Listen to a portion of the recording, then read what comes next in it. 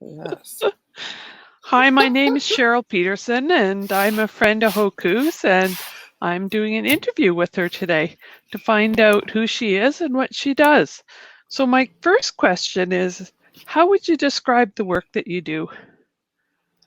Oh my. You just started with the hardest question. Well, I work with people.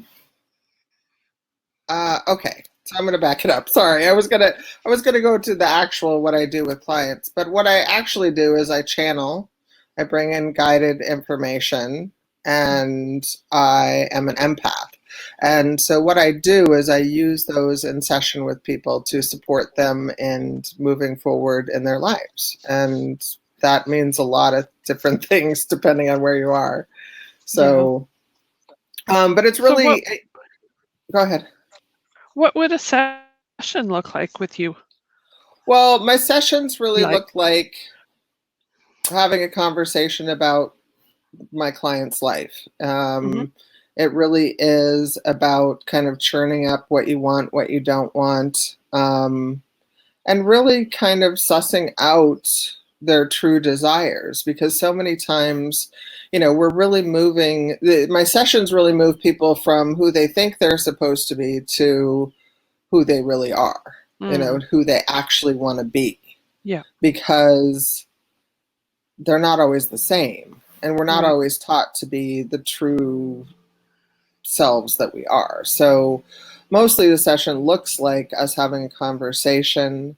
Um, and, I always tell people you can ask whatever you want to ask. I don't always hmm promise answers, because there's a lot of answers that aren't meant to be given, they're meant to be experienced. So, Yeah, having said that, they bring through a ton of guidance, and yeah.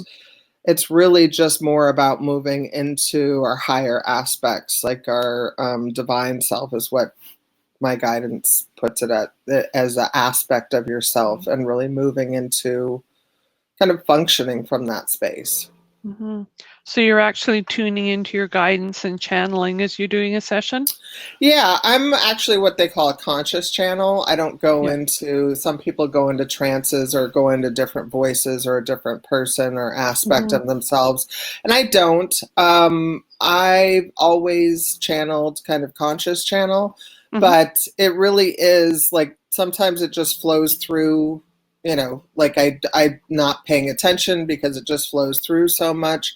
And sometimes it's like a conversation in my head. So we'll talk about things, and it'll be like they're telling me things. Or a lot of times I get visual representations too. So I get hmm energy visualizations, or a lot of metaphors as well, Yeah.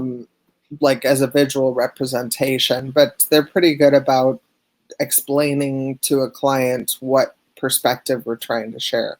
And what I hmm love most is that it's new perspectives, which keeps Right. it fun for me. Yeah. So, did I answer the question?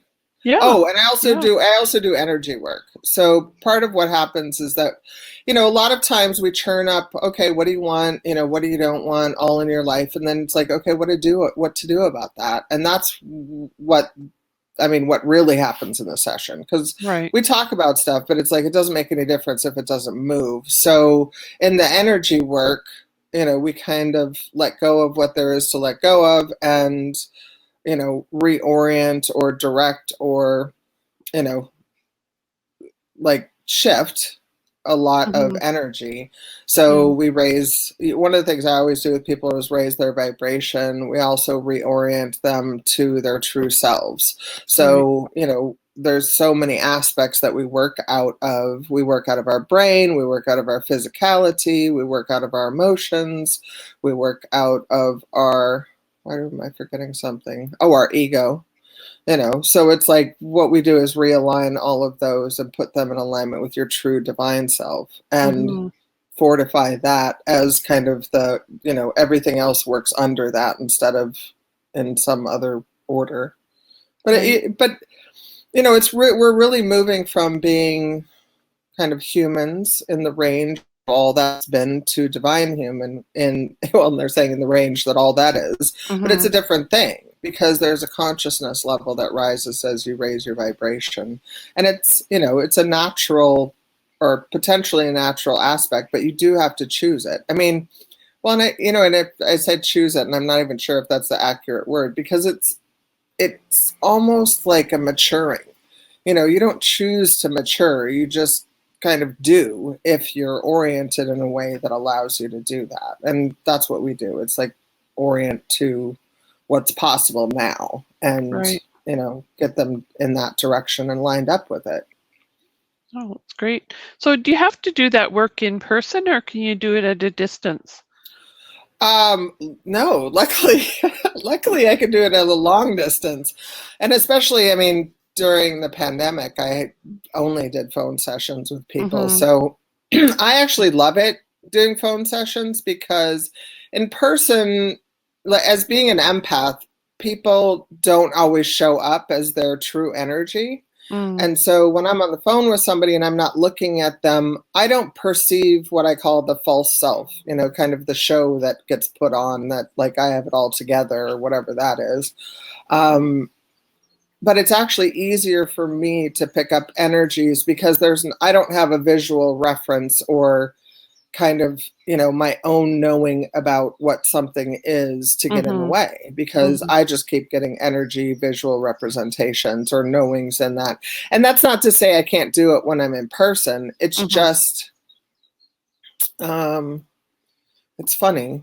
I actually have a thing where people like to do in-person sessions, but I think it's more profound to do a phone session, because if you Yeah. feel the energy work when you're across the world, in another country, Mm-hmm. and you can feel the difference, I mean, I think that's more profound than sitting in a room with me and, Right. having the same experience. I mean, I could be wrong. And, it's personal preference, but well, and I'm not going to be doing in-person sessions anymore for the meantime. Yeah. But doing stuff like this, having more interaction with just kind of everybody in general, Right. and creating, information to put out, which is not something I'd been doing previously. So, Right. So how did you get started? How did you get into doing this and open up to the connection with the divine, and how did all that happen? I really wish it was more intentional. Um, Well, my guides are laughing. They're like, it was intentional, because this is apparently what I was up to the whole time that I've been living on the planet. I just wasn't conscious about it. And Mm. that's something, it's funny, because it's like, I do want people to know it. You can have what you think is a totally normal, mundane life, and it can change. Yeah. That's what happened to me. It's like I got called up. Now, since then, I've realized that I was empathic the whole time, because Mm-hmm. I didn't really realize that I was empathic till I was a teenager. And I do, now that I channel regularly, early on I had remembrances of doing it when I was a kid, but that's when I turned it off, because Right. I remembered knowing things that I didn't have any experience with, and having conversations with people. And I just remember I remember the conversation. I shut it down because I was Yeah. talking with a guy on the beach, and I could tell I was kind of freaking him out, because I was talking about his family, and I didn't know his family, but my channeling is like, it's just information that's there and you just say it. Mm-hmm. And it freaked him out. Like, it like visibly, like, kind of rattled him. And I was like, oh, maybe you're not supposed to say things to people that you don't know, like, Mm. you haven't heard yourself. So I kind of like shut that part down. But it came back. And that's what happened. It's kind of like my guidance came back. And I actually well, I had 3 car accidents that all precipitated my full opening. Oh Not that you my. have to have a car accident. I don't want people to think that, but That's it good. was, I mean, each one of them kind of opened me up in a new way. Yeah. And I kind of, I think they did, or like that happened for me that way. So it would be a good marker, because some things happen and we just kind of don't pay any attention to it, right? Mm-hmm. And it's like these Yeah. things I could not deny that they were opening up as they were opening. So the first car accident I had, I actually just opened up to meeting somebody who was, I'm going to air quote, psychic. Mm-hmm. Because, I mean, it's a long story, but I had the car accident, and the person I went to talk to while my car was getting handled told me, she's like, you got to talk to my friend. She's, you know, she's gifted and talented and whatever. And at that time, all I thought was, this is woo. Like, this is woo stuff. For entertainment purposes only would I do this. And I think something about the car accident opened me up and said, okay, I'll try this. Mm-hmm. And so I went to like my first psychic and had a card reading, and she had guidance in a similar way. She had a guide that came in and she would do card readings. And I was such, I mean, I want to say a bad client. There's not really a bad client, but I was so in doubt about everything. And I'm like, how do you know this? And who are you talking to? And what does this mean? And all of those things. So she told me a bunch of things that ultimately I walked away going, no way. She told me I was going to break up with my boyfriend. I'm like, no way. Like, and just all these things. And I was just like, this is ridiculous. Mm-hmm. Within about a month's time, 90% of what she said, including my breaking up with my boyfriend, happened. Wow. And so I sheepishly, tail between the legs, came back to her and said, okay, so what was that again? What are you doing over here? And that was really part that opened me up, and she was really gracious with me. Mm-hmm. My second car accident was when I first started to channel. I had actually, in between that time, opened up. I had a friend that was gifted as well, and she always prompted me to move forward in my life. That was Lori. She connected with me in a way that we had, a similar kind of, I don't know. I want to say orientation. I'm not even sure what it was, but we clicked we connected. She felt like family to me when I met her. And she really supported me in kind of my spiritual growth, let's say, because I just thought it was all woo. I thought it was crazy. I didn't want to be that, like none of that. And then it felt like it was just there for me all of a sudden. Mm-hmm. And the second car accident I had, it was the first time I channeled like straight out. Like I knew it was like just pouring out of me. And the person that I talked to, I remember stopping in the middle and saying, are you listening to this? Because this is for you. This is guidance for you. You need to pay attention. And he was kind of like agog saying, yeah, like I'm getting it. But I didn't really know what I was saying. It felt a little out of control because, we had gotten into a car accident. We were waiting for the police. We were in the rain. The car accident wasn't my fault. None of them were. Yeah. But still, they happened. And I was just very clear in that time, even in that circumstance, because part of that story, and so stop me if I'm going on too much about this. Nope, go for it. But literally earlier on, I had already started writing my own guidance at that point. And earlier on in the day, I had written guidance that said, no matter what happens today, know it's for your highest good. Mm-hmm. But sounds a little innocuous, but it felt ominous to me because I was like, okay, what's going on? And literally I walked outside, was walking my dog. I walked outside and there was a screw like poking out of my tire. Oh no. And I was I had been living further out of the city when I was in the mainland, and I wasn't planning on going in town, but my mechanic was in town, and the guy that I ended up channeling with, he had asked me to lunch, but I wasn't going to go in town. So all of a sudden, now I'm going in town. So I go in town. Not only do I have a screw in my tire, but we go and my other tire, like I just gotten new tires like earlier in the year, and the other tire was bulging. And I was like, are you kidding me? Like, what's going on with this? And my mechanic, like, he's like, I think I can get these replaced for you since you just got them so recently, Right. and if not, I can just patch this one and we'll figure the other one out. So I was like, okay. And he's like, well, go to lunch. I'll handle this, and so I went to lunch with my friend, but I was still driving my car. He got me fixed up enough to drive. Mm-hmm. So anyway, then I got into the car accidents. Like somebody turned out in front of me and we T-boned them. Oh, And no. then it was just the channeling. But I immediately knew, oh, this is what they're talking about. This is the Yeah. thing no matter what happens. Right. Car accidents don't look like a good thing, but they've actually, for me, been precipitating factors to massive growth. Mm-hmm. So, a lot of times, and I've heard other people tell stories about like they got sick or they had a near life experience, near death experience or something like that. And I get how that can happen. I mean, in this car accident, it wasn't like I didn't even get hurt that much. It was, Yeah. considering everything, it wasn't that bad. But it did allow for this channeling. Now, third car accident comes later. I'm already channeling. I know that I do this. But I was doing other types of work at the time, and then I had a blowout on the expressway.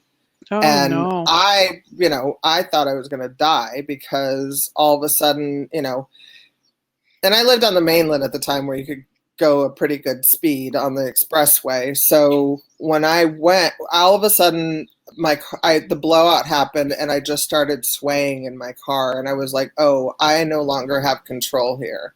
Right. And then I started to spin, and I went straight into the median wall, which is like a 6-foot cement wall on the expressway. Oh, my.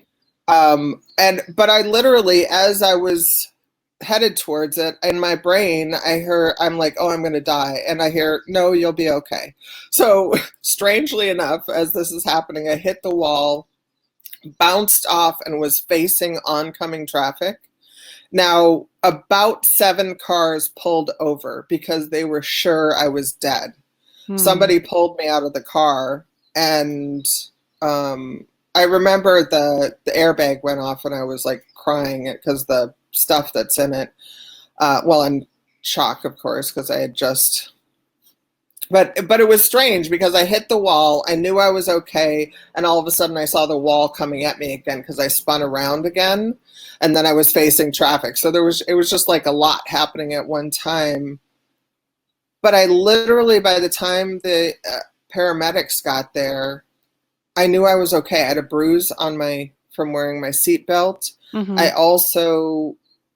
I had watched this show when I was a kid that says wear your seatbelt on your hips, for safety reasons. Yeah. And no one that was there or the paramedics could believe that I was okay.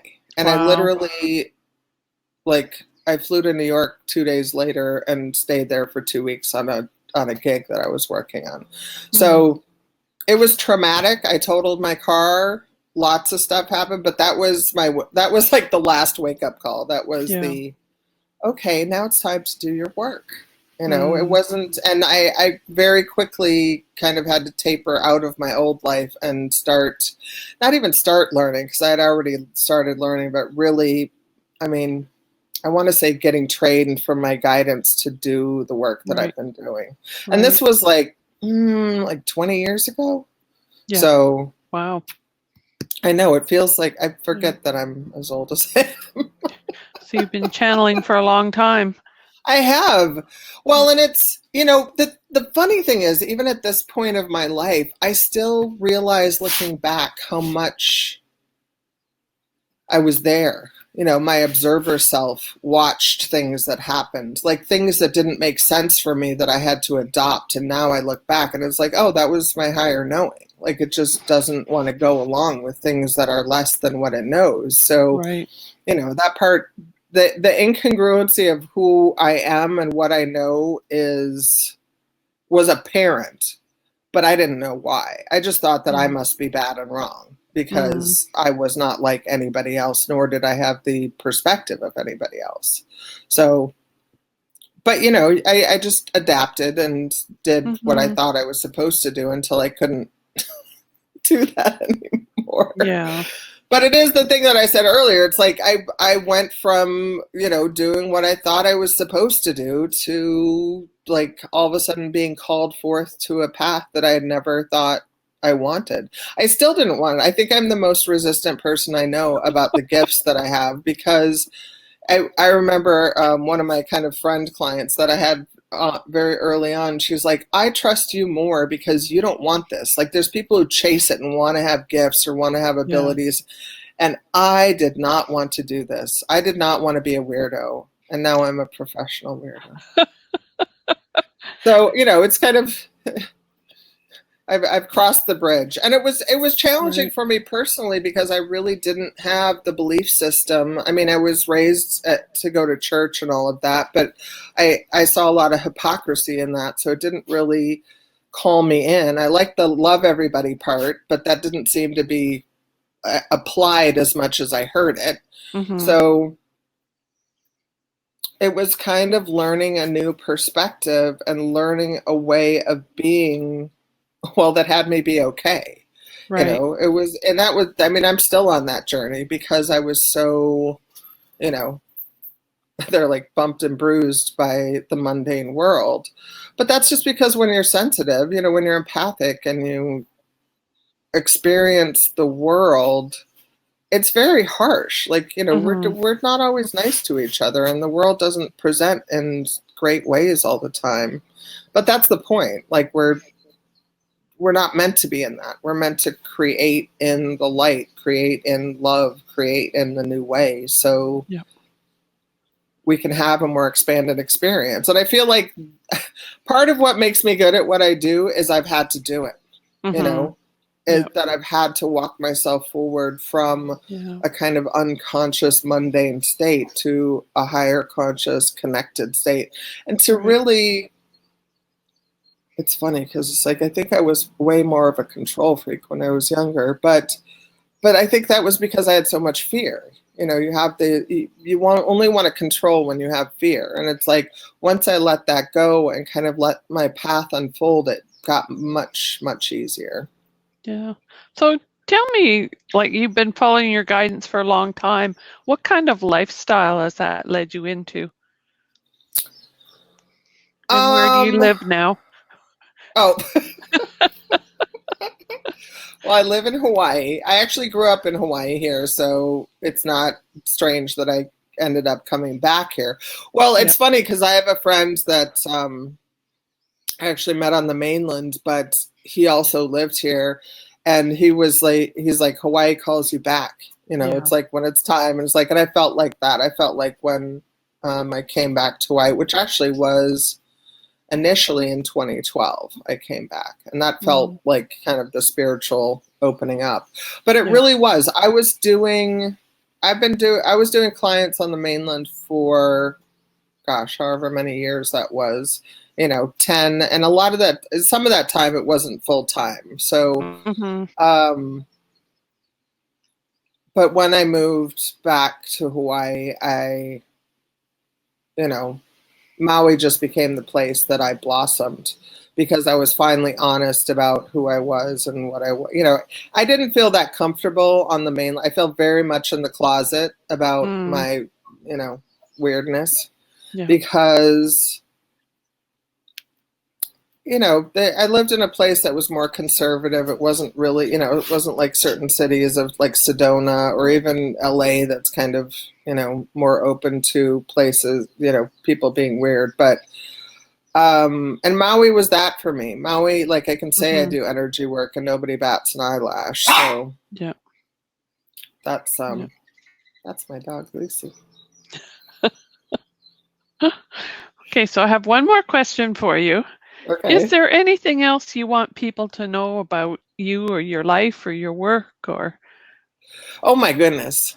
It's so funny because it's like, I don't, I told somebody, I'm like, I don't think I'm that interesting. But I think it's what I want them fascinating. to know is there's more. Yeah. The thing is that when I was, and part of my path as well has been going through a major depression, Mm. because I really got down on myself and the world, because I kind of thought, I can't win here. I can't win in this environment. I can't win with the way the world's perspective is. And I was so kind of grateful to shift into a place where I didn't have to have that. Right. You know, I'm working on my book right now, and the working title is, because I asked my guides, I'm like, you know, what do we want to tell people? And the most important thing I want to tell people is, you know, there's a place to go and a path to get there. Like, that's the working title of the book right now, because people don't like, that's why I got depressed, because I thought, oh, this is all there is, and I can't survive in this. And as soon as I kind of had that door open for me and started walking forward, and again, I have not been graceful through my process. And I think people think once you're online that you know, you're good about it.